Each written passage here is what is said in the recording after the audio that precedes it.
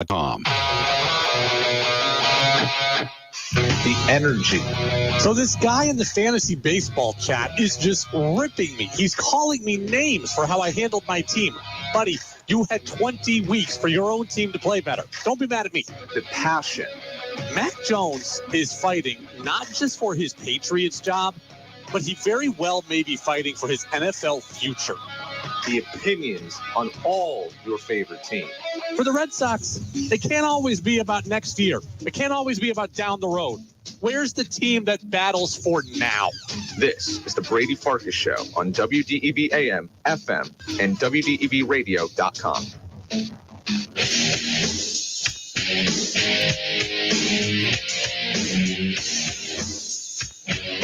Welcome back in, Brady Farkas Show, WDEV, AM and FM, and everybody, DEVradio.com. I got all screwed up because the text line is going off here. The show hasn't even started yet. It screwed up my intro, as I should say. What's up, everybody? Welcome in, Brady Farkas Show. Not welcome back. Welcome in to the Brady Farkas Show here on this Wednesday on WDEV. Do we need to replay the intro? Can you fire it one more time? I don't want the whole thing again. Can we just fire from the music again? That was a bad intro by me. We had a texter who sent in a very nice text, but a lot of things were misspelled, and it took me a while to piece it together. And evidently, I can't read an intro at the same time. Can we get the music to fire again? I don't know if we can do that. It's not that hard, Danny. You pull up the file, you move the little cursor over to like 40 seconds in when all the words are done, and you hit play. I'm going to give you a shot at it. We'll work at it.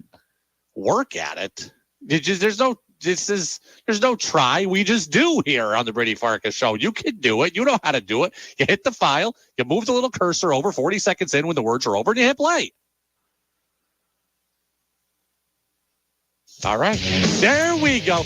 What's up, everybody? Welcome in. Brady Farkas Show on a Wednesday. WDEV, AM and FM, and WDEVradio.com. I am here. Danny's here. The texters are here already. 802-585-3026. We have a full show, all 90 minutes today. We're up until 7 o'clock. We've got a rare 2-interview show today. TC going to stop by at 5:45. Freddie Coleman going to stop by at about 6:30. We got Red Sox making moves. We got Celtics starting their season. We got questions about each. Let's get to it. Danny, fire it up. 5, 4, 3, 2, 1. And here we go. The opening thoughts on the Brady Farkas Show are brought to you by Sticks and Stuff and by Swanton Lumber, Vermont's most complete locally owned home center with locations in Enosburg, Derby, Middlesex, St. Albans, and at Swanton Lumber. Also, over in Rouse's Point, New York, they're online at sticksandstuff.com. The Red Sox have made a hire. They are hiring Craig Breslow as their next president of baseball operations. What we know now is this. Breslow is the top guy. It looks like there will be a secondary person at general manager. So it's not like Breslow's going to have the GM and president of baseball ops title. He's going to be the president of baseball ops. There will be a number 2 under him. That number 2 has not been announced yet, maybe has not been hired yet. We'll talk with TC about that in about 10 minutes or so. Off the top here, there is a lot to like about Craig Breslow being hired by the Red Sox. There's a lot to like. One, he played for the Red Sox. So you talk about understanding the Boston market, right? People think maybe Chaim Bloom was too Tampa. Chaim Bloom didn't get what it was like to be in Boston. He didn't have the sense of urgency. Well, Craig Breslow understands. He played for the Red Sox multiple tenures, right? He played for the Red Sox twice. He won a World Series in 2013 with the Red Sox. So he gets what it means to be a Red Sox player, and he understands what it means to be in this media market. I have to think he'll understand the urgency that comes with that. That is a huge selling point. He also lives in the area. Right? Even though he had just been working for the Chicago Cubs, he was working remotely. He was based in Newton, Massachusetts. So not only has he played in New England, he has lived in New England and he has assimilated to New England. He is a smart guy. He's a Yale graduate. So those of you who wanted Ivy League nerds out of baseball, Craig Breslow is an Ivy League nerd. But hopefully there's a serious blend of everything in his hiring, right? He's got the smarts and the analytics background to him. He's also got the playing background to him. He's got the Boston background to him. In terms of a Venn diagram, okay, are we looking for New England people? Are we looking for Red Sox people? Are we looking for analytics people? Are we looking for former players? Craig Breslow turns up all of that, right? He is the intersection in the middle. So for all the people who turned the interview down or didn't want the job, Craig Breslow very well may have been the hire from the beginning. Like, he very well may have been the best candidate all along, and all the other guys that turned him down don't really matter. So there's a lot to like about Craig Breslow. A lot to like, and I'm certainly going to give him a chance.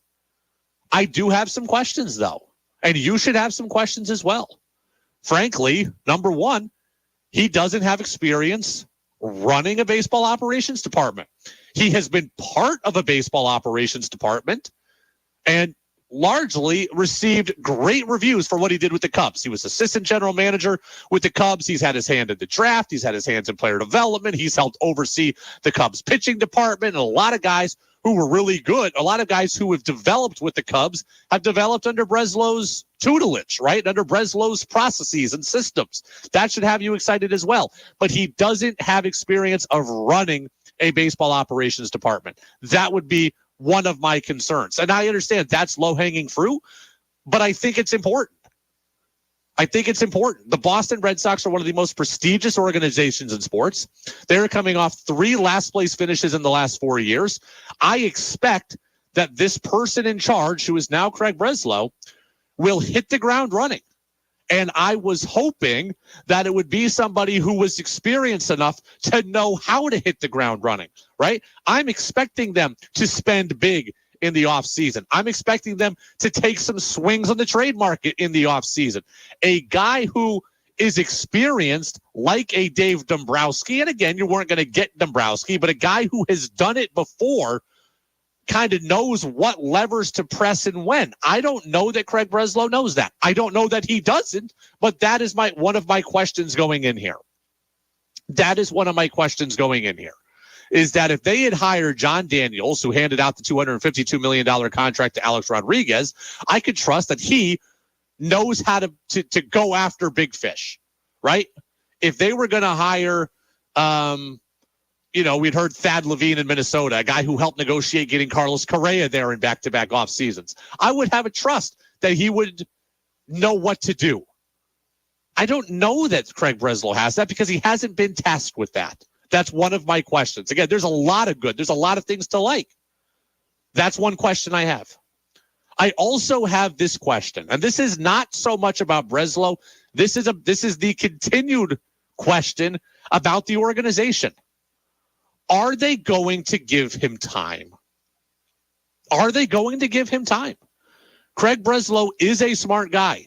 Even if he comes in and spends, even if he comes in and trades, he is also going to be looking to develop. And you know what development takes?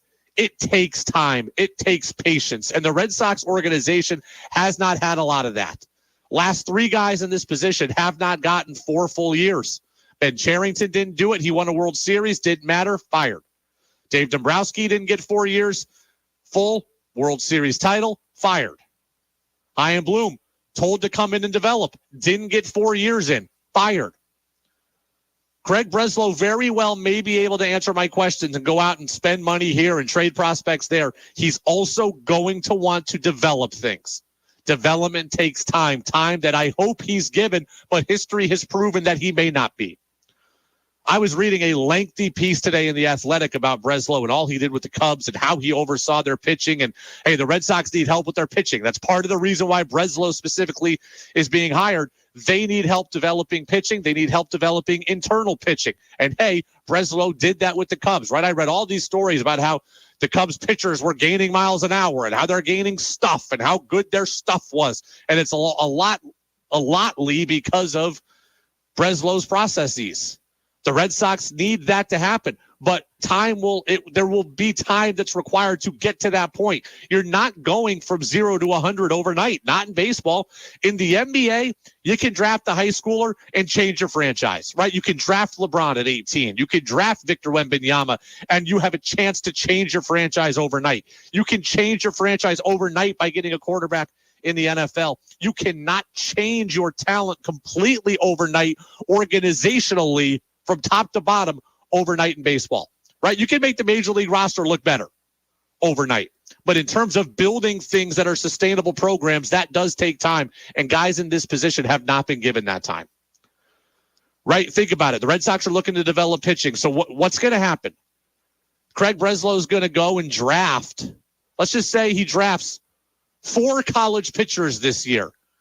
It's still going to take those guys 2 to 3 years to get to the majors. And it very well may take 4 or 5. Right? And they get to the majors at 26. Does Breslow get all 4 or 5 years to develop those guys?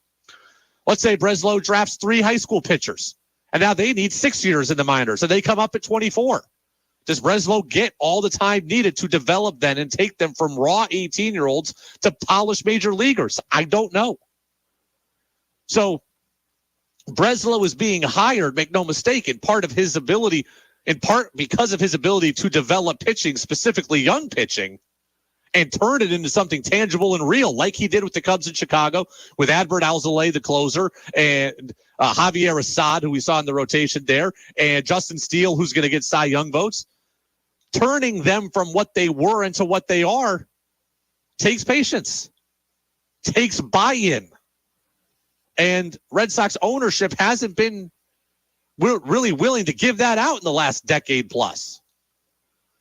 Breslow's got a lot going for him. Theo Epstein was a big champion of him. We clearly know what weight Theo Epstein's voice has with the Boston Red Sox, right? If Theo Epstein was willing to hire Craig Breslow right off the playing field, that probably says something to the Red Sox. Heck, Epstein may very well have recommended Breslow for this job now. Maybe we'll learn that in the next couple of days. But if he's good enough for Theo, he's probably good enough for the Red Sox. Yale guy, blends analytics with being a player, has played here, has won here, young, up and coming, forward thinking, smart, develops pitching. All that's good. But there are questions, right? He's never done it before. And this is a market, as we just saw with High and Bloom, where it's hard to be good when you've never done it before. Right? It's hard to be good when you've never done it before. I wonder how that will impact things.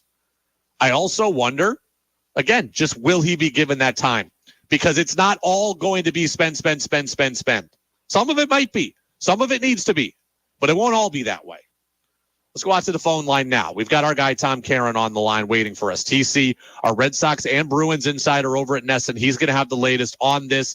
Danny tells me, yes, we do have him queued up. TC, thank you for being with us. How are you? Doing well, Brady. How you doing? I am doing well as well. Your initial reaction to the Craig Breslow hire as the chief of baseball operations? I'll be honest. My initial reaction was a little bit of surprise. A guy with no experience as the top guy. But when you dig into a little bit, you find out he really was involved in everything the Cubs were doing, had shot up under Theo Epstein, really kind of handpicked by Theo Epstein and shown the ropes. And if you're going to learn the business from somebody, I think Theo Epstein's about as good as it gets. And then as an assistant GM, even though he wasn't in the office, he wasn't there day to day in Chicago, he kept living in Newton, was very involved in really renovating. This is what excites me about it. He really overhauled their pitching mechanism. Really stressed velocity. They drafted guys with velocity. They helped guys increase their velocity. You look at what the Cubs have done over the last 5-6 years on the pitching side. It's really impressive compared to where they were. And that is obviously the number one need for the Red Sox. I'm watching Texas go to the World Series. Chris Young had less experience than Breslow in front offices, right? A couple of years as an assistant GM, goes in as the top guy. And really, goes out and spends. We've talked about this, right? Spends money, takes risks on pitching, and now Texas is in the World Series. So hopefully Breslow can kind of follow the same thing. Smartest guy in the room, doesn't matter what room. Double major at Yale, molecular physics and microbiology or something like that. I'm not even smart enough to understand the names of his majors. And a guy who, he's lived here for a while now. He pitched here twice, won a World Series here. I think he gets Boston. I think he understands what you need to do to field a contender in Boston. And I think that could be something that serves him really well. Having been the Yale guy, he certainly is the analytical nerd that people have been rallying against, but he's also a former player. How much does that weigh into his understanding of the clubhouse and what a team might need and when exactly to go for it, et cetera? I think it matters a lot, right? I think that's why you've seen that, we saw the wave of Ivy educated analytical guys take over the game, right? The OFC being one of them, Chaim Bloom here before that. This new wave of Craig Breslow and Sam Fuld and Brandon Gomes, right? Analytical guys with high IQ and high intelligence who played the game. And you would hope those guys can sort of straddle the middle ground, because I still think the best operations and the best route to success is by being in the middle, a team that can use all the brain power and all the analytical firepower you can assemble, but also can understand eyes on the field, boots on the ground, old school scouting techniques. The Red Sox have the resources to use both. I think they became a little too analytical under Chaim Bloom. We'll see how it goes under Breslow. Did him and Cora play together in Boston? Okay. So in fact, I believe Alex Cora had a pinch hit appearance in Breslow's first appearance with the Red Sox. What do we know about their relationship then? I don't know a lot, honestly. Okay. And I tried to find out a little bit last night, but everybody was pretty quiet last night as this all came together. That's a great question. I mean, we know that Alex Cora has a year left on his contract as manager of the Red Sox. I would assume, Cora's a bright guy. And Cora was always a respected teammate. So I can't imagine there'd be any reason they have a bad relationship. So I think it would be good. Varitek was his catcher. And we know there's talk about Tech, talking to other teams, but if he stays on with the coaching staff, there's a lot of Andrew Bailey was his, he runs a foundation with him, the Strike 3 Foundation in Connecticut. And Bailey, as we know, had a terrific run with the Giants as their pitching coach. So you have that vacancy here. Wouldn't be surprised if he gets involved somehow. It'll be interesting to see how many familiar old names he brings in. The Breslow hire certainly may end up being great. I'm just curious, do we know kind of where he was on the pecking order at the beginning of this thing? Like, are they on their fifth choice here or their second choice or what? Well, I'm sure this, if I'm Sam Kennedy, I'm dusting off the Bill Belichick draft day quotes, right? I can't believe he was still on the board. He's the guy we wanted all along. I don't know. And I wonder, and I don't know this, but I wonder, were Theo Epstein's fingerprints on this at all? It would make a lot of sense if Theo was nudging the Red Sox in Breslow's direction. I know that Theo absolutely loved Breslow. I do a lot of the charity events for Theo's foundation to be named later here in Boston. And Breslow's been around a lot of those, and they have a very good friendship. And Breslow's an impressive guy. There's no doubt about it. But, the questions to me now is, I'm told that he will get to pick the general manager. Now, I haven't heard officially if there's a press conference tomorrow to introduce Breslow, but usually there's a kind of a moratorium during the World Series, right? Teams aren't supposed to make announcements. So I got to think they want to announce this in the next 36 hours officially so that they can get him up and running during the World Series, right? That makes sense. You wouldn't want to wait till the end of October to get that done. But I'm told that this will not be a dual press conference. There will not be a general manager. Now, that could change in the coming hours. But from what I heard last night from some different people, that they're going to announce Breslow, and then Breslow's going to get to pick his general manager. When Bloom came in, they announced Bloom and O'Halloran as the GM and a lot of other people as assistant GMs. That's not going to be the case from what I'm told.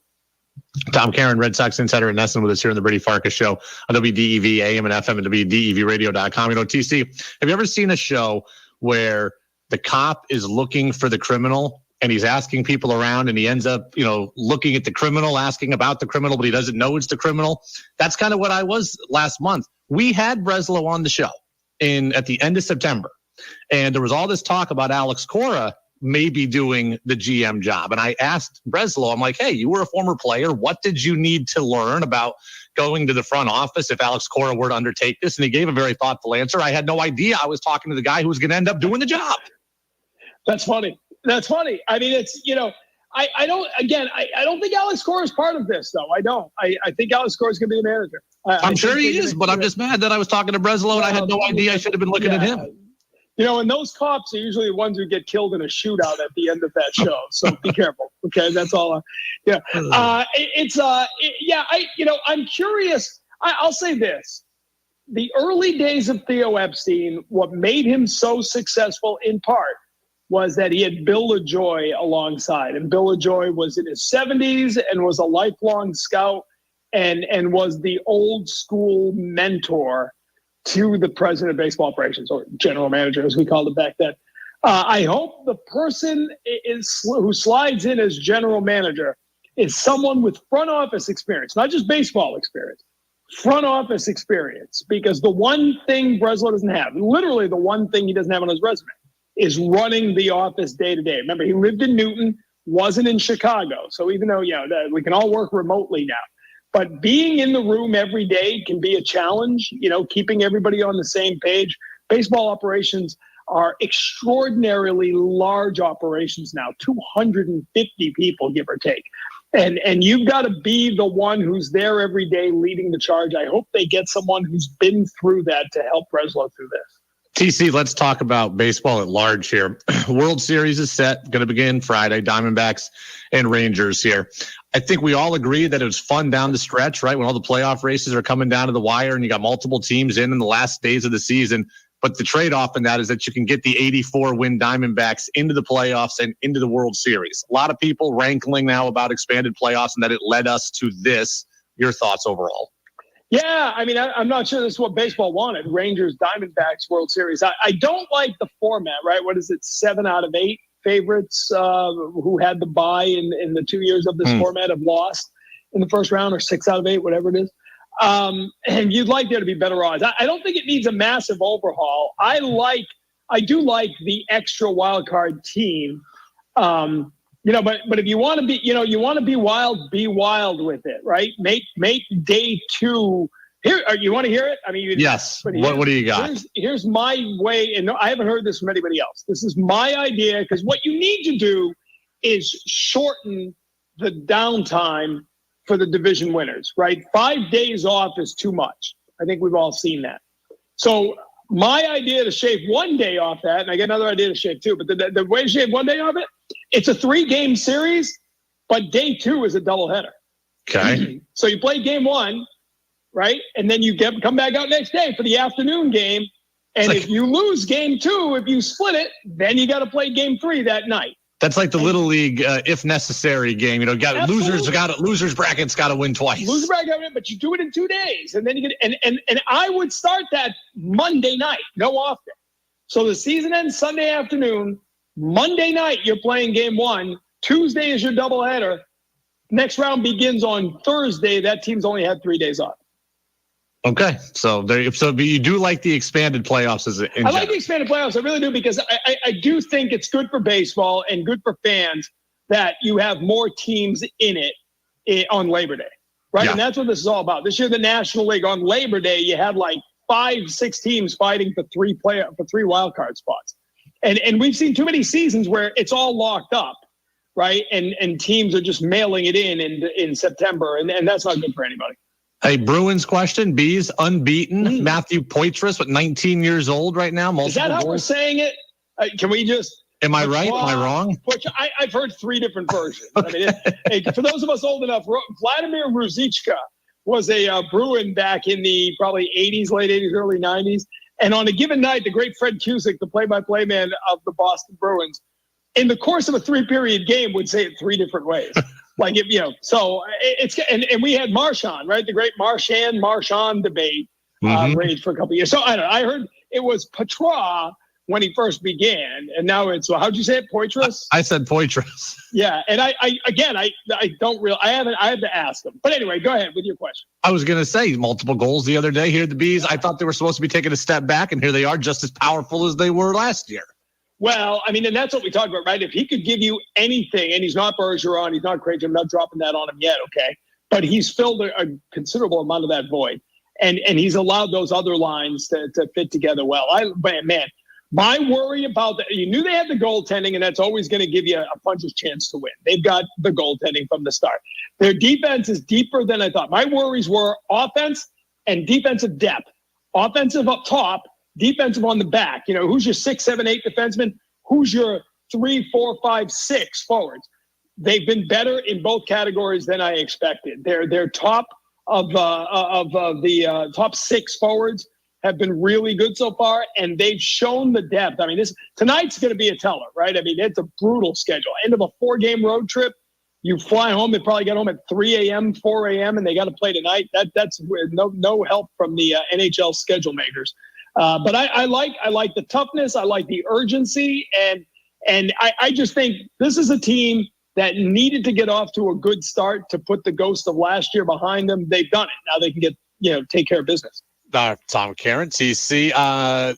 We just lost TC, actually. Well, it's all right. We were just about done anyway. So, TC, thank you. We'll catch up with you again next week. So, I'm sure I'll get a text from TC saying he just hit a tunnel or something. TC actually just had a little bit off, though, there, just at the very end. But the Bruins won't play tonight. They will play tomorrow. But they did just play Chicago yesterday and get the victory. So, yeah, Poitras. That's what we're going with until I hear differently. Poitras has played very, very well. I think, 19 years old.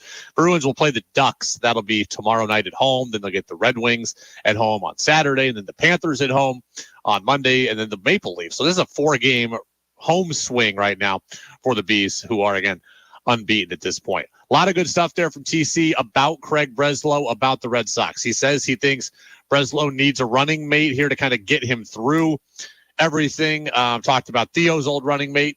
That's fine, but I also want,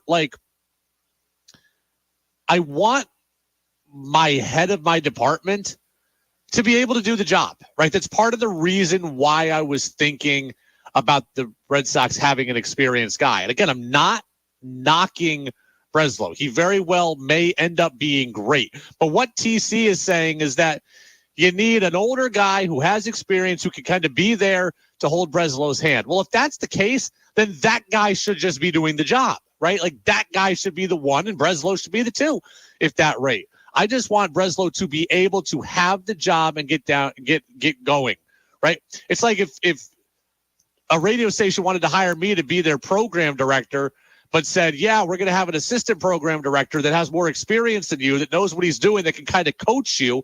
Well, then why didn't that guy just get the job? Like, why did I get the job if I need to be taught how to do the job? Like, I want Breslow to have the job, to be able to do it. He's going to stub his toe a little bit. He'll make a wrong move. He'll release somebody you shouldn't have released. He'll sign somebody that won't work out, and then you'll just go from there. But you have to be able to do the job if you're going to get the job. So they can have a number 2. A lot of people have number 2s in their organization. That's fine. I'm all for that. I'm all for having a guy who can help with the day-to-day stuff. I'm all for having a guy who's another set of eyes, another set of ears, the ability to go down and be personable with the players and make relationships. I'm all for all of that. Guy who can handle talking to the media, a guy who can take some things off my plate. But when it comes to doing the job, I've got to be able to do that. Okay, I've got to be able to do that. You've hired this guy. You've trusted this guy. You've empowered this guy. He shouldn't need too much hand-holding at this point. If he was good enough to get the job, he should be able to do the job. And we're going to talk to Buster about this whole dynamic tomorrow as well. Right, we're going to talk to Buster about this tomorrow as well. Buster will be with us tomorrow at 5:45. I do think it's interesting to see about the whole Cora dynamic. These two know each other. They did play together, I think, back in 06 with the Red Sox. Maybe it was 07. I think that was Breslow's first year was 07. So they did spend some time together. It's going to be important, right? Cora, how much power does he have in the organization? Does he have the ability to strong-arm Breslow? Does he want to strong-arm Breslow? Given they have a relationship together, maybe it's different between him and Bloom because Breslow played and Bloom didn't. I don't know. We will see. But the relationship with Cora is clearly important because Cora has ultimate job security. Breslow can hire anybody he wants, it sounds like. You're not hiring a new manager. It's a Brady Farkas show here on WDEV, AM and FM, WDEVradio.com. Celtics opening night tonight. A big question for the C's next. This is WDEV. Vermont's news station, owned and operated by the Radio Vermont Group. From the top at Sugarbush at 96.1 FM, WDEV Warren and Waitsfield. In Barrie at 96.5. In Montpelier at 98.3. Along with our founding station, AM 550 WDEV Waterbury, Montpelier. Streaming at WDEVradio.com. 92 years of serving Vermont. The friendly pioneer, WDEV. This is CBS News on the Hour, presented by Indeed.com. I'm Monica Ricks. The House has a new speaker. The Honorable Mike Johnson of the state of Louisiana, having received a majority of the votes cast, is duly elected Speaker of the House of Representatives. After weeks of infighting, Louisiana's Mike Johnson got elected today. CBS's Skylar Henry checked out his voting record. He held on to his conservative principles while still winning over the moderates. We have to sacrifice sometimes our preferences because that's what's necessary in a legislative body. But we will defend our core principles to the end. Johnson's record shows he voted against certifying the 2020 presidential election, voted against legalizing same-sex marriage, and in May, he voted against a Ukraine aid package. Johnson says his first order of business is getting aid to Israel. President Biden weighed in on the war in the Middle East today at the White House, where he's hosting Australia's prime minister. The president says he has not asked the Israeli prime minister to hold off on a ground invasion against Hamas until the safety of the hostages can be assured. What I have indicated to him is that if that's possible to get these folks out safely, that's what he should do. But when the war is over, Mr. Biden says the U.S. would like to see a two-state solution because the status quo is not sustainable. Linda Kenyon, CBS News, the White House. Former President Trump's trying to get his fraud case tossed in New York after a second day of testimony from former fixer Michael Cohen. He said Trump did nothing wrong. Attorneys for the former president asked for a dismissal of the New York civil case following Cohen's testimony, in which he said Trump did not ask him to inflate the value of his assets. The judge said, quote, absolutely denied that he does not consider Cohen to be a key witness and that there's plenty of other pertinent evidence. The judge also fined Trump $10,000 for violating a gag order by attacking his clerk. Wendy Gillette, CBS News, New York. A former poison specialist is facing murder charges now in Minnesota for giving his wife a lethal dose of a drug used to treat gout. Spoiler alert, her loved ones say she never had gout and tried to stop an order to get her cremated. Nothing seemed out of place or unusual. Or I start to look back now and you think, well, maybe, what was that about? Well, it's just, you just start getting haunted by little things that you would think nothing of at the time, because why would you? Her husband had taken out a pricey life insurance policy on her too. Dozens of people in 22 states are getting sick with salmonella. Here's CBS's Allison Keyes. Gill's Onions has recalled packages of diced yellow onions, red onions, onions and celery, and a mix of onions, celery, and carrots. The FDA and CDC are investigating the outbreak. And on Wall Street, the Dow lost 105 points today. This is CBS News. You need to hire? Indeed is with you every step of the way, helping you attract, interview, and hire candidates all from one place. Visit Indeed.com/credit.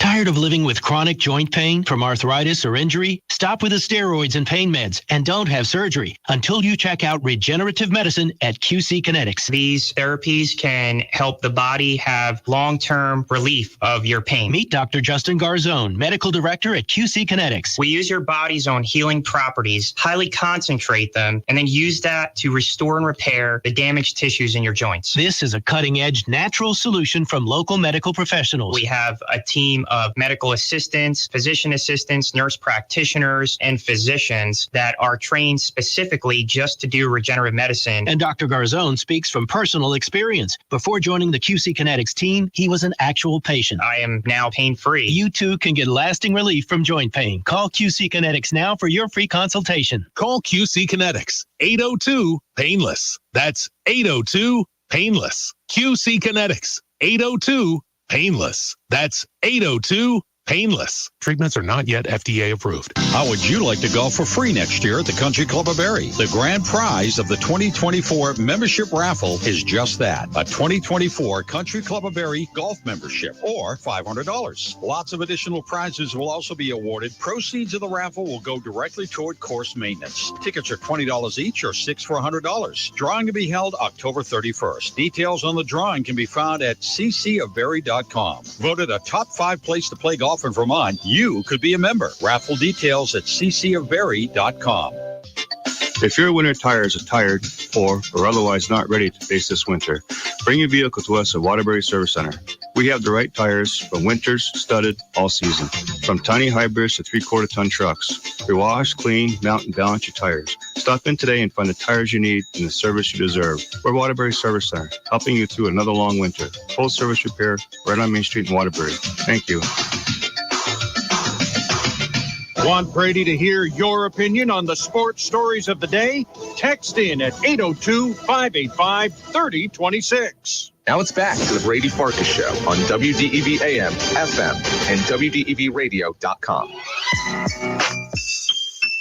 Welcome back in, Brady Farkas Show right here on WDEV AM and FM, WDEVradio.com. Full show tonight. We're on all 90 minutes up until 7 o'clock. Jazz with George Thomas is on after us from 7 o'clock until 9 o'clock. No baseball playoffs today or tomorrow, so we get a full boat of our regular scheduled programming, including Jazz with George Thomas and also the Eye on the World program with John Batchelor. We are about 55 minutes away right now from Celtics basketball. Celtics are going to open up the season tonight against the New York Knicks. Danny and I will be watching. Danny, will you be watching like I'll be watching after the show, but I probably won't start watching until about 7:45, and I will go back and watch the game from its entirety or from its beginning in its entirety and fast forward through the commercials. Will you be doing that, or will you be listening on the radio to the first quarter on your way home after the show and then picking it up quarters 2 through 4? No, I prefer all TV, like what you're doing.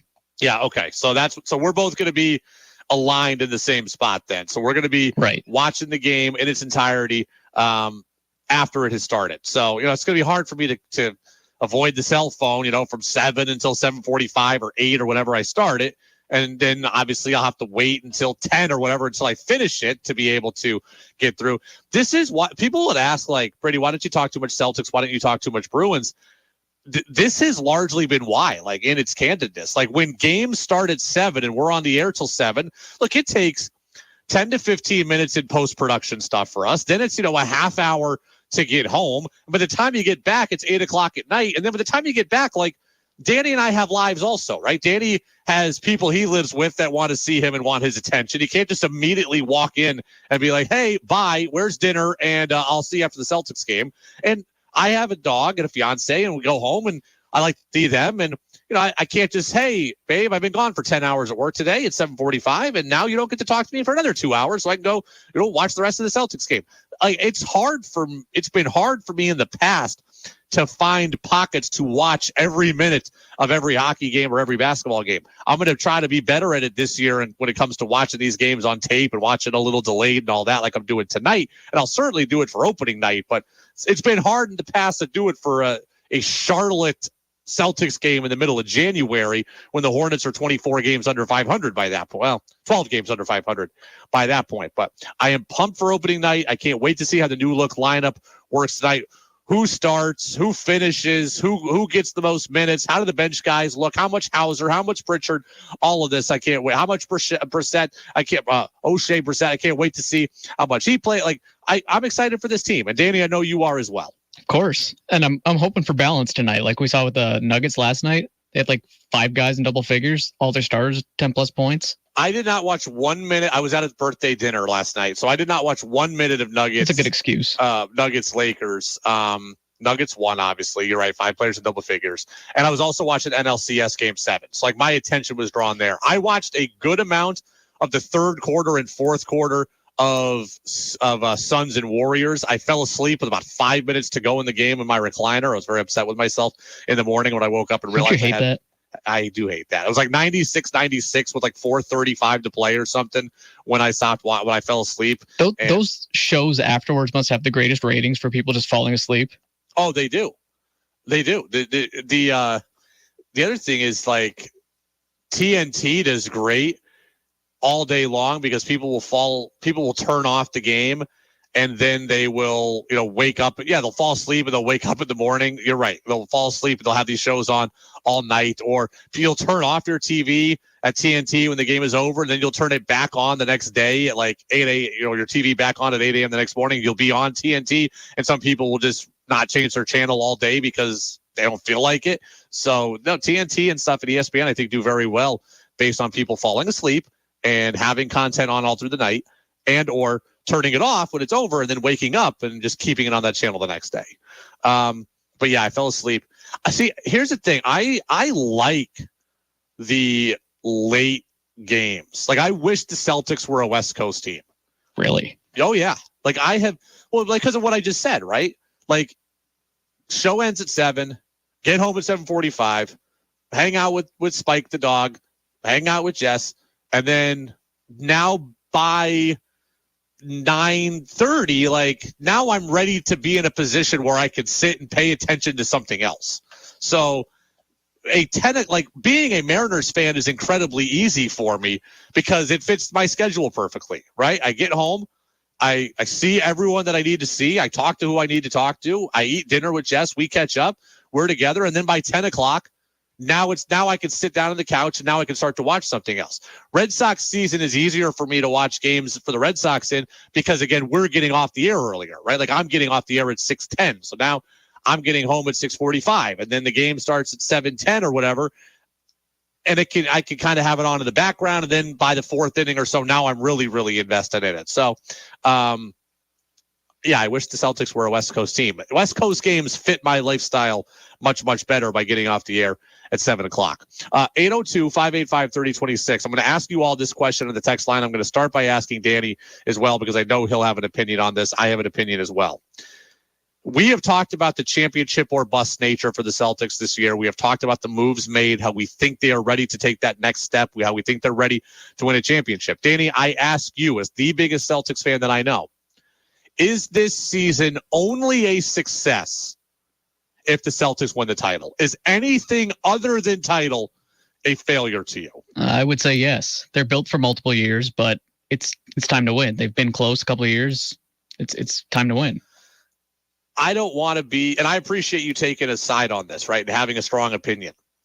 And I don't want to be on the fence guy, but, and I always say the show is today, I'm going to need some context on this, right? Like, I'm going to need to know how the Celtics season plays out before I tell you if it's a failure or not, right? Like, if the Celtics go 68-14 in the regular season and then get bounced in the second round and pull an Atlanta Braves, then that's going to be a massive failure. I think we could all agree with that. But if you told me that the Celtics lose a star for 40 games for half the season, and lose another star for 20 games, and lose another star for 15 games, another piecing things together, and they get the 4 seed and make a run to the Eastern Conference Finals, and one of these stars isn't back and they're playing shorthanded, I can't sit here and say that that's a failure. I could say it's unfortunate. I could say it's disappointing. But if you overcome obstacles, right? Like, if I look at the 49ers, right? The 49ers are a ready-made Super Bowl contender. If you told me that they lost their starting quarterback for 7 weeks, and therefore, as a result, finished second in their division and didn't win the Super Bowl, I couldn't rightfully sit here and say that that's a failure. If I told you here that the Kansas City Chiefs are a Super Bowl favorite and they lost Travis Kelce for 8 weeks of the season, I don't think, and they didn't win the Super Bowl, I don't think I could say it was a failure. So I'm going to need some context as to what happens here. I agree the context matters. Like, people forget Tatum got hurt last year in Game 7, and that's not necessarily guaranteeing them a win, but it does make a difference. He had the rolled ankle, right? He had the badly rolled ankle. Like 30 seconds into the game. Like, first possession of the game. He was going to the baseline on the right, took the shot, landed on the ankle, and wasn't the same. Like, he tried to play. He could move. He was on the court, but he was a shell of himself. And I don't remember what he scored, but I know it wasn't enough because the Celtics lost. But so the context here is going to matter. Again, I think their ceiling is 60 to 65 wins in the regular season. I think they're that good. I think they have the ability to get the number 1 seed in the Eastern Conference.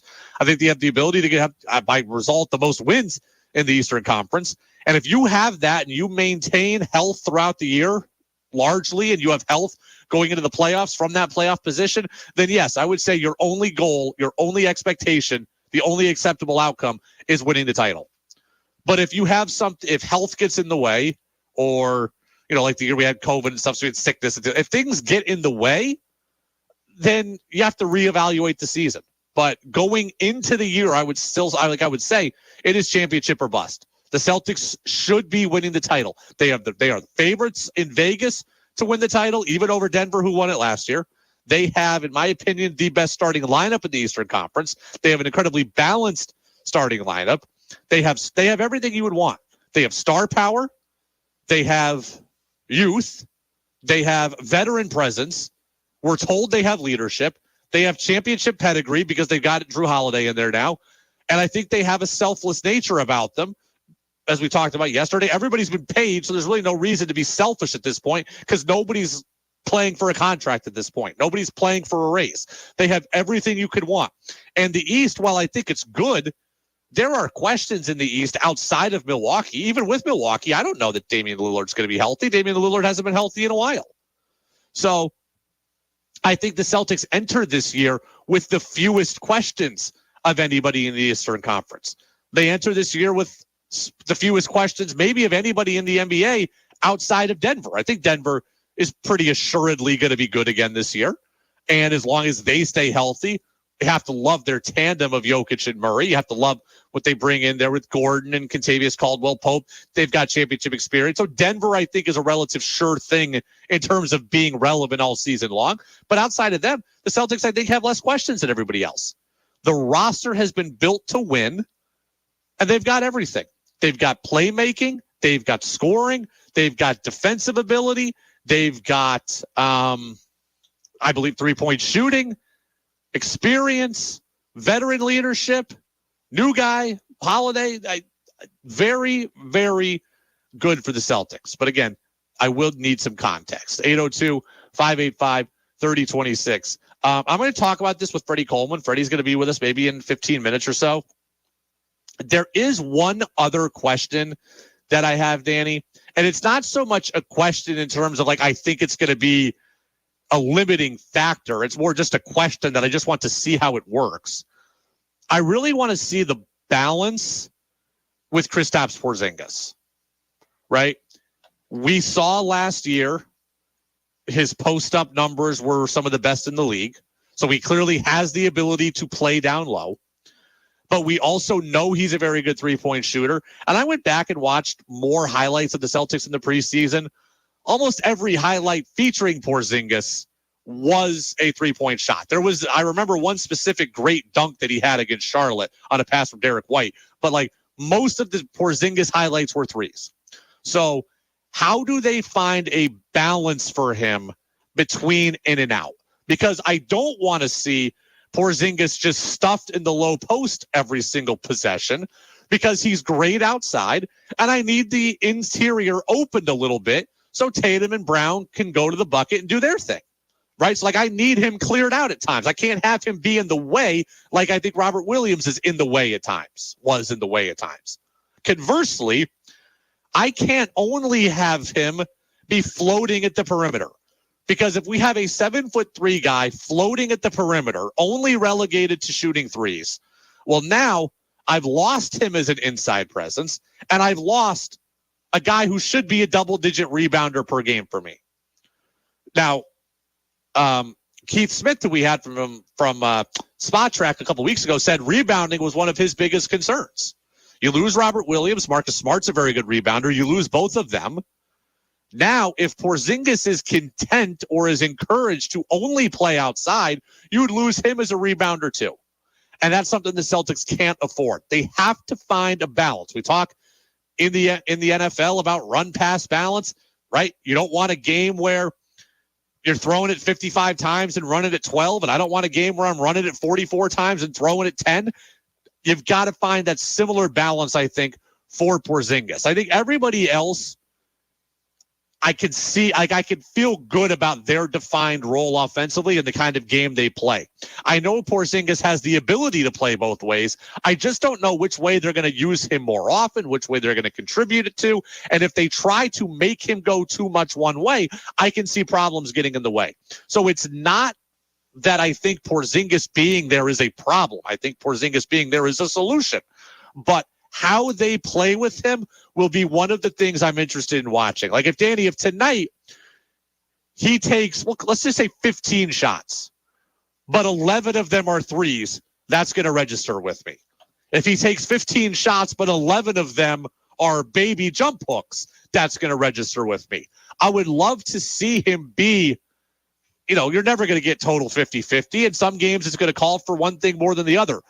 But over the course of a season, I would like him to be a balanced player and not a one-way only player. Does that make sense? No, I agree with that. And I think during the preseason, he sort of let the game come to him pretty good.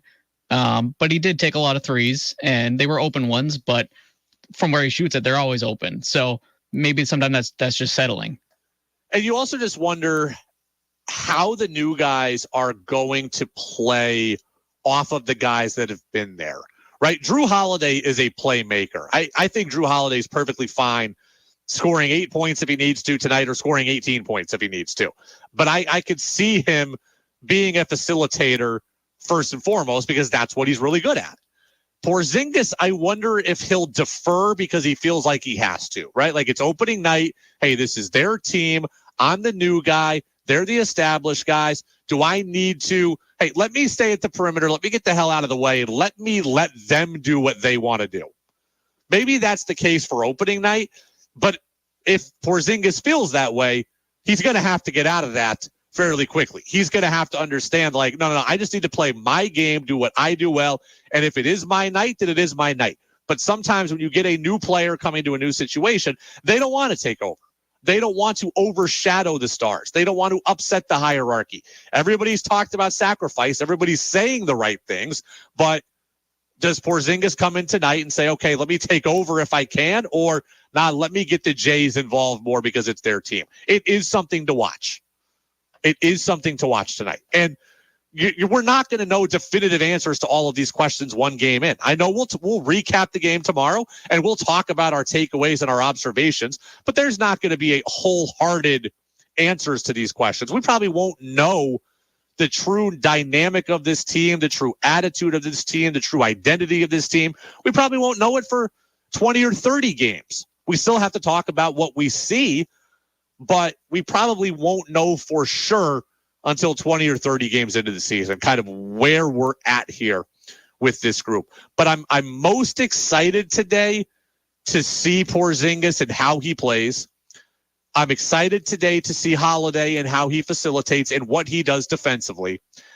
And then just the killer instinct of Tatum and Brown, right? The leadership of Tatum and Brown. Everybody, we got 9 million pieces of audio today talking about the Celtics, and most of them say we want to see the leadership. We want to see these guys take over when it's time to take over. We want to see them be the best players when it's time to be the best players. We want to see them be vocal when it's time to be vocal. That's something to watch today as well. Tex says, yeah, this is Joe in Richmond saying what we're saying. I'm interested to see how Porzingis and Holiday blend into the offense with Tatum and Brown. That's perfectly fair. I think it's going to be easy for Tatum or for Holiday. Danny, we've got the Chris Mannix cut, right? Chris Mannix of NBC Sports Boston. He was talking about Holiday. He, like me, thinks it's going to be very, very easy for him. I think it's a little tougher for Porzingis, given everything we just talked about. But play me the part about Holiday. One of, not the best defensive player in the entire NBA, certainly right up there at the top in terms of guards. And you're going to be able to plug him into that lineup, and he is going to be elite at that end of the floor. What I love about Drew Holiday, this is the phrase plug and play is kind of used, I think, too often in sports. But Drew Holiday really is a plug and play type player. November of 2020, he was traded from the Pelicans to the Bucks. The Bucks won a championship that season. So he knows how to step into a championship level team and fill a role. He literally did that, 2 years ago. So if getting Drew Holiday, you're getting a guy that's going to be comfortable sliding into that spot. You don't have to build out an offense around him. He's going to play great defensively against multiple different positions. He is, I think, a perfect fit for what this team needs. Yeah, that's what I love hearing, right? He is a plug and play guy. It's why I think he'll work in Boston so easily and why I think he'll work so quickly. He has already played in a championship scenario and a team with championship expectations. He has already played with superstars, right? Like he came in and played with Giannis. He knows how to play a complementary role or a subsidiary role, whatever you want to call it. He knows how to do that. And I'm not saying Porzingis doesn't, but Porzingis is, I think, more used to being a focal point. Now he's with Luka in Dallas, and I understand that he's, you're kind of subsidiary there, but when he was with the Knicks, he was a focal point. He was a partial, at least, he was a main driving force. He was with Washington. He was their best player. Well, with Beal, so I just think it's a little bit different of a dynamic for Porzingis. I'm interested to see how it plays out. NBA opening night was last night. Everybody else is in action today. I believe every other team is playing today. I don't know that any other team is Including not your opening up Kings. today. I do like the Kings. You know that. The Kings are my Western Conference team. You know what? The 76ers and Bucks do not play today. They will open up tomorrow. So everybody will have been opened up by tomorrow, but they are the last two teams to open. I asked you this in kind of jest, Danny, in the midday news service, like which game appeals to you least out of tonight's schedule? Gotta be Rockets Magic. Pistons Heat doesn't really do much for me, but Rockets Magic, I mean, there's some intrigue there, right? Like Paolo Banchero and Fred VanVleet now. VanVleet's on Houston and Ime Udoka. There's some intrigue, but man, Houston was so bad last year, and Orlando has been so bad for so long now. That to me is the game I have absolutely no interest in. Yeah, good young players, but yeah, that's not something I would go seek out. I mean, I look at a lot of these other games, right? Celtics Knicks has universal appeal. Cavs Nets, I think that has appeal. Cavs should be very, very good. There is the Ben Simmons factor with Brooklyn. I'd like to see him. Timberwolves Raptors, you're talking about two excellent players in Anthony Edwards and Pascal Siakam. I'd be interested in that matchup. Pelicans, want to see Zion. Grizzlies, they're playing. How does Smart look there? That would give me intrigue. Thunder and Bulls, not a game that appeals to me much, but the Thunder are one of the youngest, most exciting teams in the NBA with Shai Gilgeous-Alexander, and they've got Chet Holmgren, who I think is going to play tonight, if I'm understanding correctly. So he's the guy who was the number 2 pick in the draft last year. And Lou Dort. Yes, Lou Dort. What a great name. Kings, Jazz, Mavs, Spurs, Wembanyama, Blazers, Clippers doesn't do much for me. So there's 3 or 4 dog games tonight, but I got to think Rockets Magic is the game that I care about the least. I mean, that would be, if we were doing our football picks, that would be the bar rescue game of the week for this week. For tonight, I have no interest in that. I'm trying to think, I've been so focused on opening night. I haven't given the Celtics schedule beyond opening night much thought here. So the Celtics will play tonight, and then they will play Friday against Miami, and then they'll play Washington on Monday, and then the Pacers. So that's their first 4 games here. So, look, all games for the Celtics should be winnable, but there's certainly, I would say, definitely 2, I would think, guaranteed wins there with Washington and Indiana. And then, they should win all 4, frankly, as far as I'm concerned. Miami's never a guarantee. Miami is never a guarantee, but I would think they should win all 4. It is the Brady Farkas Show on WDEV, AM and FM, at WDEVradio.com. Celtics opening night tonight. Patriots coming off a victory. We'll talk about all of it with Freddie Coleman of ESPN Radio. A rare dual interview show. Freddie with us next on DEV. Now's the time to discover Waterbury, a place for once-in-a-lifetime experiences. Explore our restaurants, pubs, and cafes, and visit our unique shops. There's something for everyone.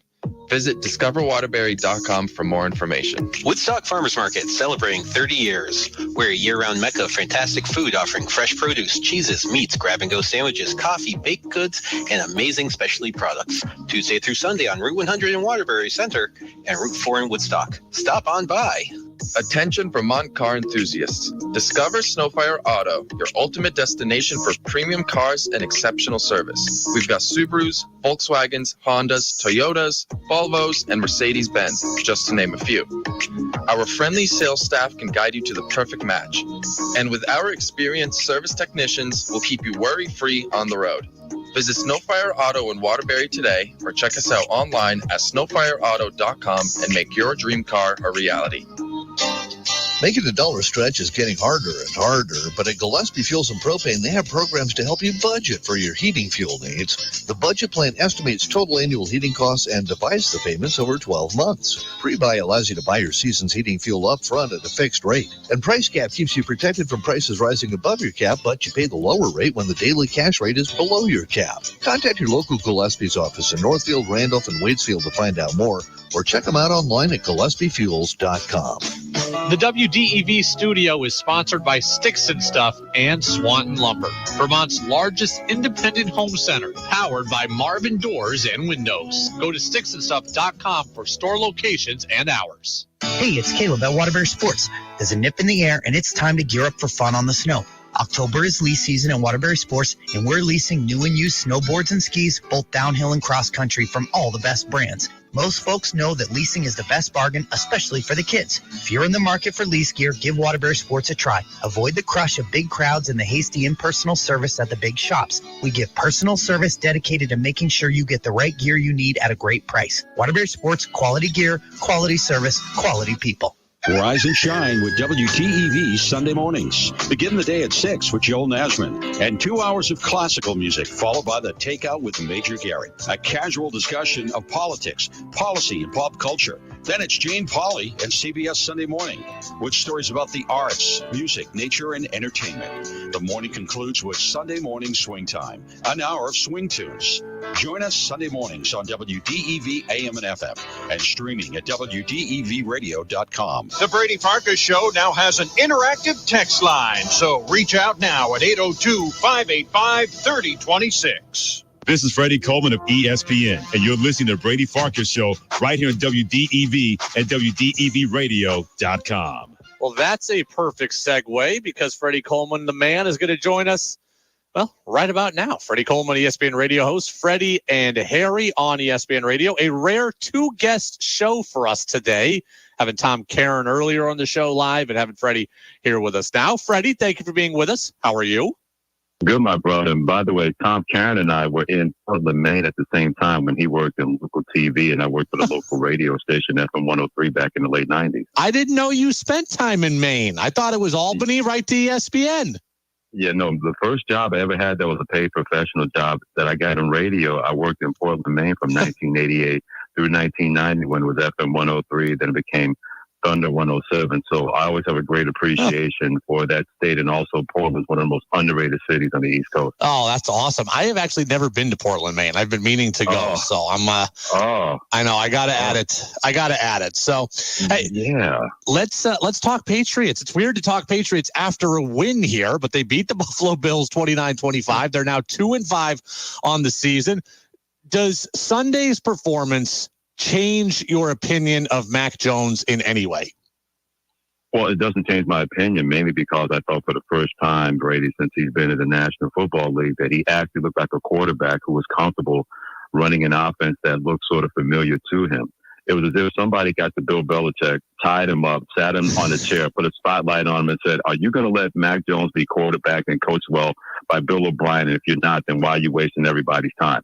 Because that's why he brought in Bill O'Brien to bring him from Alabama as an offensive coordinator, his return to the New England Patriots, to make Mac Jones better. And it seemed for the longest time until Sunday that he was handcuffed. There was great imagination with the play calling. There was great in terms of combination routes to get people open, getting the ball to playmakers. We hadn't seen that from the Patriots all year long. And if we don't see it going forward, then what are they doing when it comes to Mac Jones? You know, it's interesting.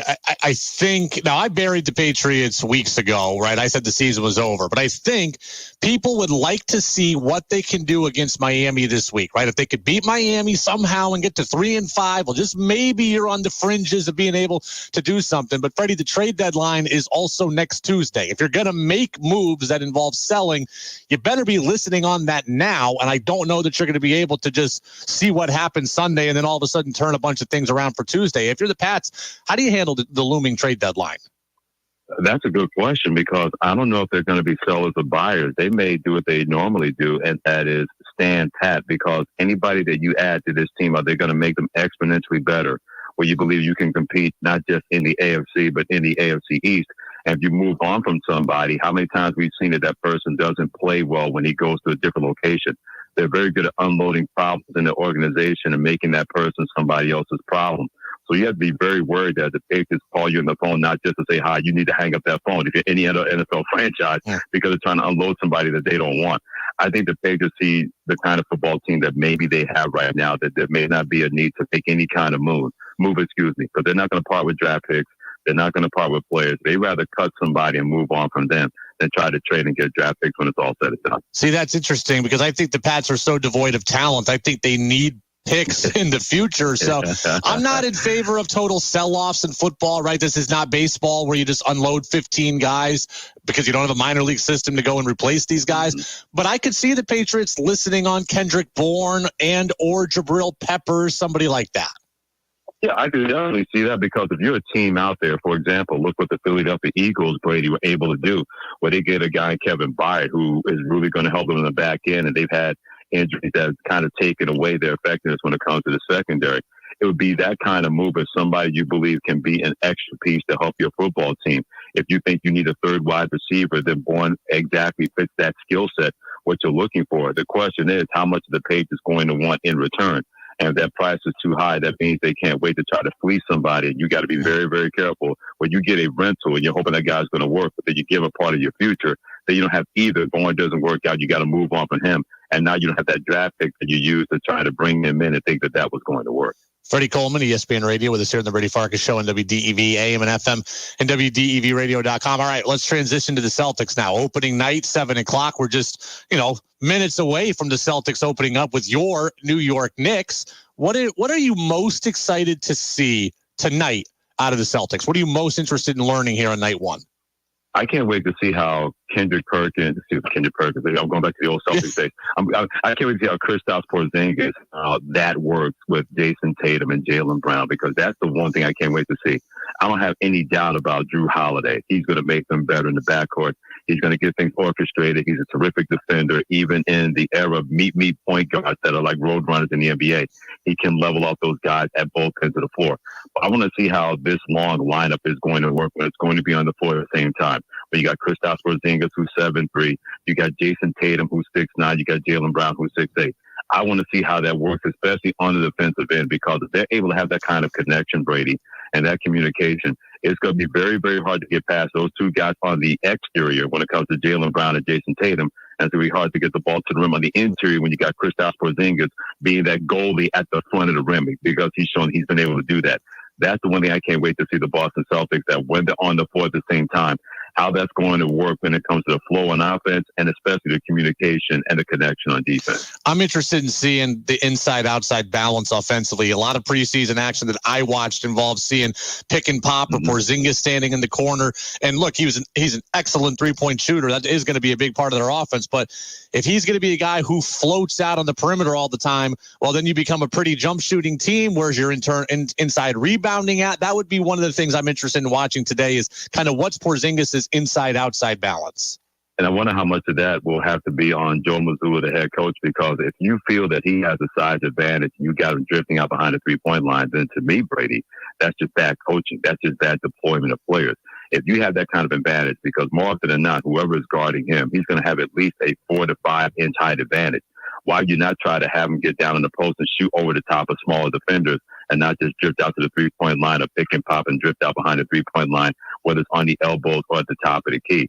So as much as you're right about that, with you don't want to see that so much with Kristaps Porzingis, if you're Joe Mazzulla, if you see that kind of mismatch situation, you can't make him a jump shooter. You got to get him into the box and have him shoot the turnarounds and shoot the jump hooks over smaller players. And if you're not doing that, then really you're not maximizing the full effect you can get out of a guy like Kristaps Porzingis, who has that kind of offensive game to make that work. I've said this a lot before. I think that there's a lot of selfish young players in sports, and I don't mean that as an insult, right? They're looking for a contract. They're looking for, they're looking for something. So they're looking to establish themselves. Well, this Celtics team has talked a lot about the willingness to sacrifice, and guys taking a night or a back seat one night. Maybe you get 25 one night and 7 the next night.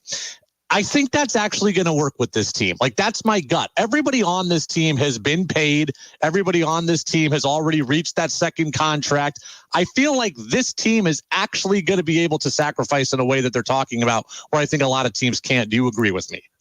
It's interesting you say that, because I wonder how much that the mindset will have to kind of stay the same, being a kind of tough-minded team. But what kind of sacrifice are you going to make sure that you're going to be a championship team? Because every championship team, they never talk about, okay, tonight is your night. Tonight is your night. They always say, whatever happens in the Florida game, if someone is hot, that's where the ball has to go. If someone is cool, then you got to do other things to make sure you're not just decorating the court. You look at any team that no matter what they've been able to do, your stars have to show up. We started the Denver Nuggets last year. Then Nikola Jokic and Jamal Murray showed up. But when they weren't playing well offensively, they did other things. Jamal Murray became an underrated defender. He was able to orchestrate that team and get them in positions before he got his offensive game going. That's what I want to see from the Boston Celtics, because everything is not going to look like an and one mixtape. There's going to be some nights where it's sludgy, CYO, why, LA Fitness basketball. What kind of sacrifices you're going to make as a star or a non-star to make sure that even if you're in a rut, you don't lose a game or lose a series because you're unwilling to sacrifice to try to do other things when your game is not working offensively. What are you going to do at all other assets of that basketball game to make sure you don't lose that game? Freddie, I'll get you out of here on this. UVM men's basketball as their first exhibition game this weekend. We're excited for Catamount. Hoops picked preseason number 1 again in the America East. Bryant was picked to finish 3rd in this league. They're going through some coaching controversy right now. Their head coach, Jared Grasso, kind of on administrative leave. There's a police video out of him talking about maybe being involved in a hit and run. I know you watched that police video, as I did, when it came out last week. We touched on it a little bit on this show. Just kind of overall, what was your reaction to what you saw from one of UVM's biggest rivals? I mean, it was pretty disturbing because especially the one part where Grasso is still arguing with the police and his wife is trying to calm him down. And he is, pulling a bully situation by telling her to go away, that he wanted to handle that. And he tried to throw his name and his occupation and what he does. It was just really disturbing that instead of just saying, let's go someplace and be quiet about this or go down to the station and try to work it out, he was trying to bully his way out of that situation as if to say he didn't do anything wrong. And that was the one disturbing thing about that to me, because I've known Jared for more than a second. And if you had told me that that would be the way he would react in that situation, I would say, well, he's a hard-charging guy. He's a very driven guy, but he's also been the kind of guy that can kind of calm things down in his mind and see the big picture. I was really surprised, Brady, to see that video. It seemed like that he wasn't aware of the big picture or felt that the big picture should not affect him. So going forward, you got that going into the season, and Brian, in your second year, playing in the same league with Vermont and Stony Brook and everybody else, how are you going to handle that? Because you're going to hear those questions about, what about your coach? What about your coach? How are you handling that? And until you're able to win some games and put that in your rearview mirror, that's going to be the storyline regarding that team. And a lot of people believe that they could challenge for the championship and maybe get to the NCAA tournament, but they won't have their coach at any given time sooner or later when it comes to 2023, 2024. Freddie Coleman, ESPN Radio, Freddie and Fitzsimmons. Freddie, enjoy opening night. Your Knicks, our Celtics. We'll catch up in 7 days. Can't wait. Always a pleasure, my friend. Take care and be well, Brady. Absolutely. There goes Freddie Coleman, a rare 2-interview show today. Love getting Freddie on. And yeah, just kind of to backtrack a little bit there at the end on this Bryant situation. I don't want to speak out of turn on it, but it was a disturbing video. So if you remember, Jared Grasso, the head coach of Bryant, and why do we care about Bryant? Well, because they're UVM's rivals, and they're certainly the loudest of UVM's rivals. So he was placed on leave at Bryant a couple of weeks ago. We did not know why. I still do not know why. Then there is this police video that came out last week, and I watched a lot of it. It's fairly lengthy, but I watched a lot of it. And it's a police officer that goes to Grasso's house and is talking to him about a hit and run. And you see Grasso's car has damage to it. Grasso says that that's from his wife who's driving and that nothing to do with what they're questioning about. But he's very, very kind of scattered and very, very defensive. Now, here's what I don't know that I want to know. I want to know if he was put on leave for something and this hit and run is a new incident. So there's now 2 things at question, or if Grasso was put on administrative leave because there's this connection to the hit and run. I do not know. I'd like to know. Grasso made it sound like, again, this is me extrapolating, made it sound like there's 2 things at play. He made it sound like he's being, in his mind, he's being framed for something. He's being attacked. He used that word a lot, that he's being attacked. So was he put on leave and now someone's trying to railroad him, so they're following him and getting him involved in all this other stuff? That's how he made it sound. I don't want to go too conspiracy theory stuff here with the law because that's just not really my business or my place.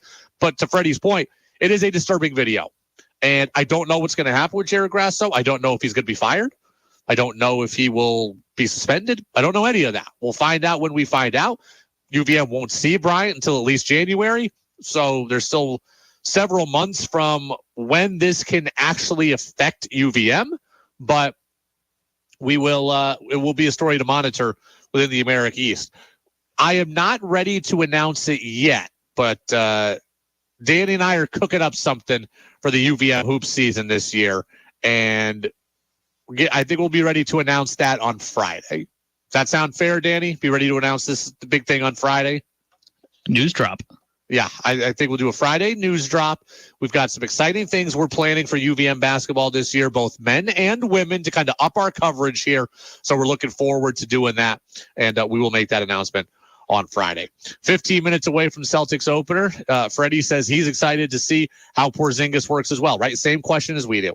They're going to become a pretty jump shooting team. They're going to be overly physical, or not overly physical, but they're going to bury him in the post. He wants to see how Porzingis is going to play. I think we're all excited to see how Porzingis is going to play. This is a new look Celtics team. It's a new look Celtics team. Everybody's saying healthy is the number one concern. And then the chemistry on the court is a concern as well. Not a concern as in I'm worried about it, but it's a thing that we'll be watching for, a thing that we'll be noticing. All right, we'll step aside. We'll come back. We'll close out the show. Some Patriots news, including a very interesting take from one Boston sports radio host. I'll combat that a little bit. That's next on DEV. The 18th annual Big Dog Daddy Urine Clearance Sale is on fire at Lamoille Valley Ford. Tell them, kid. Folks, don't let the noise about strikes and supply chain issues affect you, because at Lamoille Valley Ford, our lot is loaded with incredible deals. In fact, with over 300 new and pre-owned vehicles available, including the largest selection of Ford trucks we've had on the lot in the last 4 years, I can personally tell you at Lamoille Valley Ford, we're making deals every day. Right now, qualified buyers can get any new in-stock F-150 at Lamoille Valley Ford with 0% financing for 36 months. Or with $4,900 cash or trade down plus fees, you can get a 2-year lease on a loaded 2023 F-150 Super Cab for just $299 per month. Folks, the bottom line is we're making crazy deals to make room for next year's incoming models, and that means this is your opportunity to save money at Lamoille Valley Ford. Woo! So drive routes 14, 15, or 16 to Hardwick and the Big Dog Daddy year-end clearance sale happening right now at Lamoille Valley Ford. And remember, at Lamoille Valley Ford, we know price matters. Marvin windows are designed for unprecedented performance and exceptional aesthetics. Marvin's expansive window portfolio has every style you can imagine, all of them crafted with the highest quality material and the ability to mix and match across product lines that allows you to achieve the right form and function for your residential, commercial, and replacement needs. See our Marvin specialist at Sticks and Stuff and Swanton Lumber in Middlesex, St. Albans, Enosburg, Swanton, and Derby, or online at sticksandstuff.com. I'm not exaggerating when I say this. QC Kinetics can change your life. You can live again without that chronic joint pain and without drugs or surgery. QC Kinetics is advanced regenerative medicine. They take your body's own concentrated healing properties and put them right into your joint to restore and repair that damaged tissue that's causing all of that horrible pain. The patient satisfaction reports are astonishing. Finally, a real alternative to the old ways of dealing with pain. And unlike surgery, there's no downtime with QC treatments. If you have constant pain in your knees, hips, shoulder, or back, find out how the medical professionals at QC Kinetics can bring you lasting relief.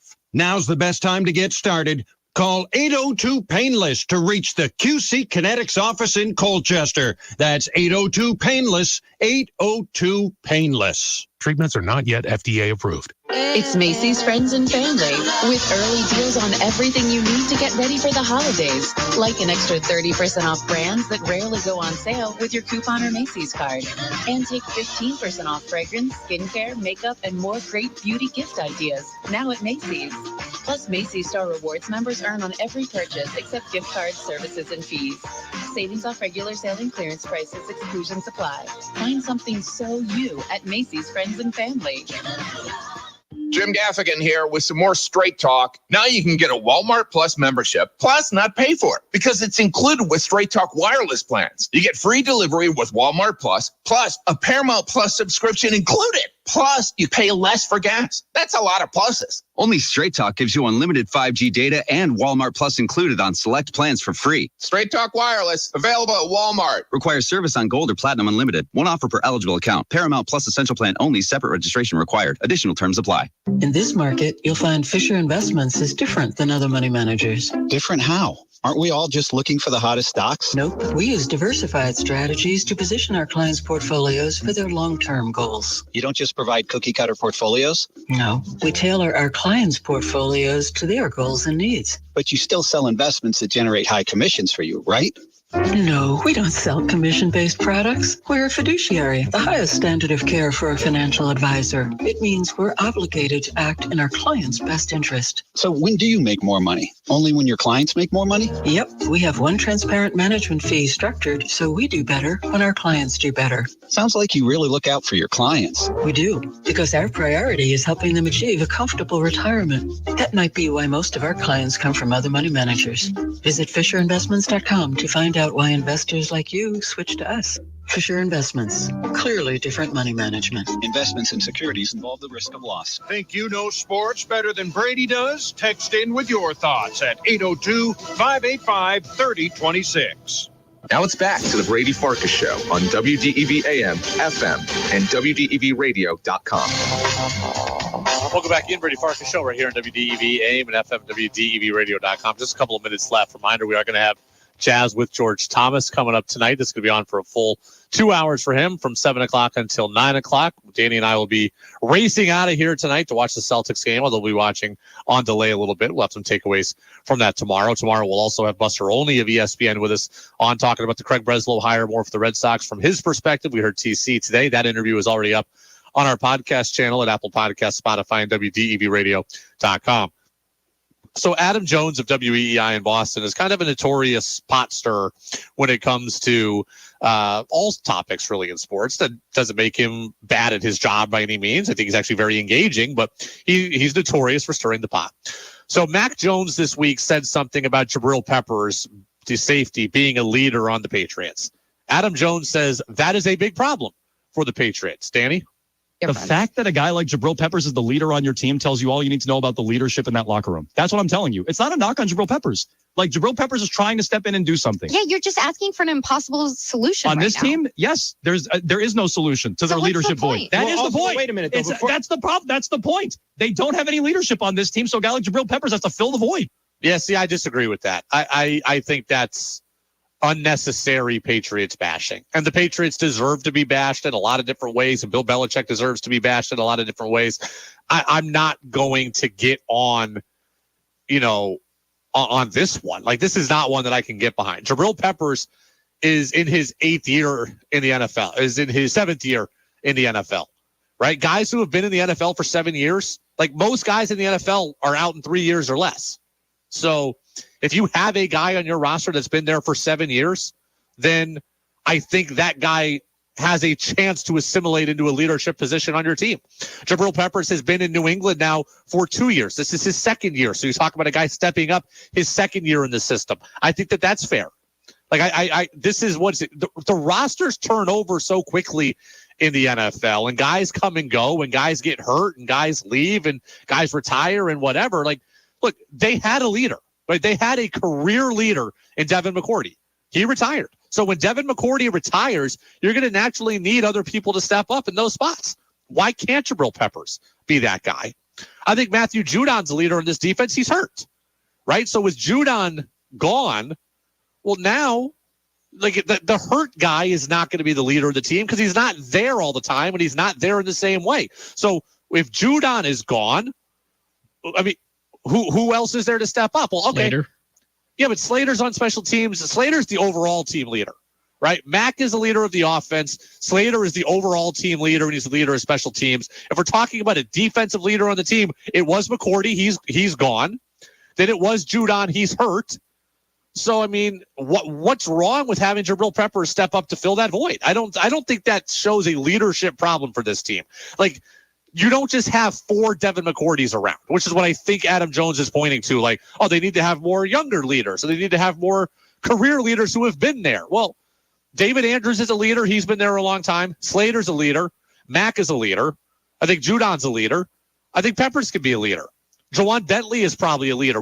Is this a shot at him that he's your, middle linebacker and your defensive captain and that he's not getting the leadership praise? I don't know. But the idea that a 7-year veteran cannot be a leader in your locker room, to me, is asinine. And I think a lot of stuff that Jones says is interesting. It makes me think. I bring some of his points and talk about them on this show. But that one I can't get behind. The Patriots have a lot of problems. They might have leadership issues. I don't think it's because of Jabril Peppers, though.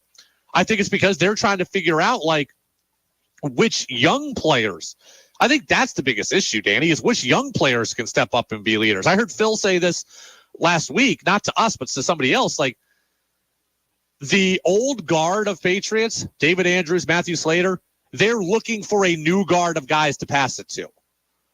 So if there's any leadership problem for the Patriots, it's that young guys might not have assimilated up, right? Like Kyle Duggar. Well, Kyle Duggar's in a contract year. Maybe he's not a leader because he doesn't know where his future is going to be. I don't know.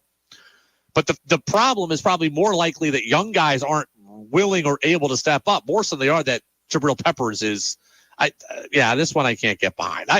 Again, if he had phrased it as, I would rather see young players take the next leadership step, and because they don't, then Peppers has to step up, and I think that's a problem. If it was phrased that way, I might be more willing to understand it. Maybe that's what he meant, but the way it came out was like, I just think they have a leadership problem, and how dare Peppers have to be the leader of this team? Well, the guy's 7 years in the league. I think that naturally makes you a voice that people are going to want to hear from and people are going to respect. That's going to do it for us here on the afternoon news service. On the afternoon news service. So we were done with that about 90 minutes ago, Brady. That's going to do it for us here on the Brady Farkas Show. The full show podcast is available or will be available shortly on our podcast channel. I want to thank Tom Caron. I want to thank Freddie Coleman. I want to thank you who got in on the text line, 802-585-3026. I want to thank Danny for producing and engineering the program. As always, we've got Jazz with George Thomas coming up next. He's on from 7 o'clock until 9 o'clock. Then it's Eye on the World with John Batchelor. No playoff baseball again until Friday when the World Series kicks off. The podcasts are available. The Celtics are getting ready to go. We'll talk about all of it tomorrow, and we'll have Buster Olding of ESPN. See you in 22 and a half hours. The 18th annual Big Dog Daddy Hearing Clearance Sale is going strong at Lamoille Valley Chevy.